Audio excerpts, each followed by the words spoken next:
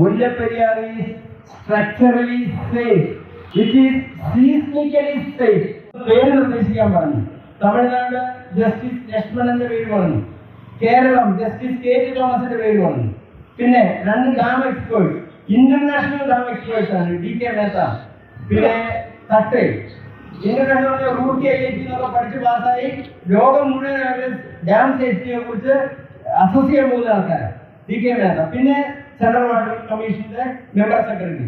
ഇങ്ങനെ 6 മെമ്പേഴ്സ് ഉള്ള ഈ സെൻട്രൽ എംപവേർഡ് കമ്മിറ്റി.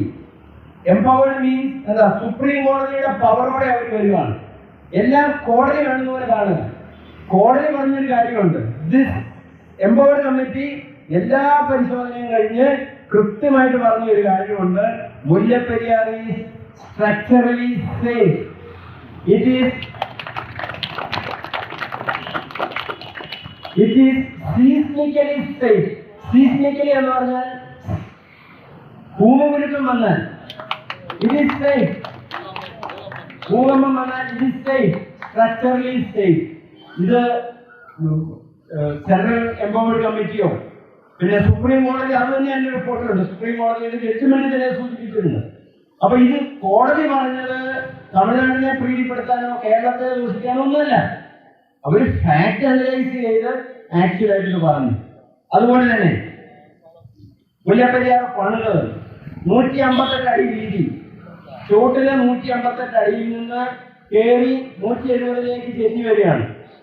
അപ്പൊ 158ൽ നിന്ന് 170ലേക്ക് കയറി വരുമ്പോൾ വെള്ളം പതുക്കെ പതുക്കെ ഉയരുമ്പോൾ പകുതി എത്തുമ്പോൾ അവിടെയുള്ള ലെവല് ഒരു 86 അടി ലെവലിൽ ഇങ്ങനെ വിട്ടിരിക്കുക.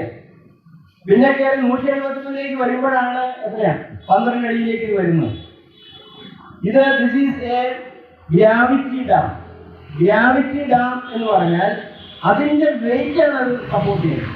അവിടെ നമ്മൾ സുർക്കി ചേർത്തിട്ടുണ്ട്. സുർക്കി ചേർത്തിരിക്കുന്നത് എന്തിനാണ്? നമ്മൾ സിമെന്റ് ചേർക്കുന്ന പോലെ ചേർത്തതല്ല. ഈ വെച്ചിരിക്കുന്ന കല്ലൊക്കെ അവിടെ നിന്ന് ഉറച്ചിരിക്കാൻ വേണ്ടി, വെള്ളം ലീക്ക് ചെയ്ത് പോകാൻ വേണ്ടി സുർക്കി ചേർത്ത് വെച്ചു.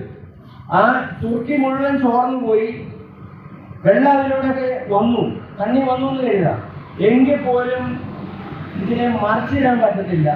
തണ്ണി വയ്യാതിന്റെ ഇടയ്ക്കുള്ളിൽ ഓടും, അത്രേ ഉള്ളൂ.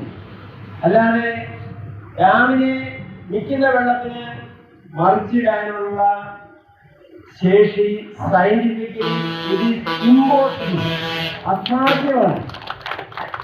അപ്പോൾ മുല്ലപ്പെരിയാർ ഡാമിന്റെ ഗ്രാവിറ്റി ഡാം എന്നുള്ള ഒരു കൺസെപ്റ്റിൽ ദിസ് ഈസ് സേഫ്. പിന്നെ എന്ത് ചെയ്തു? അഡീഷണൽ സ്ട്രെങ്തനിങ് നടത്തി.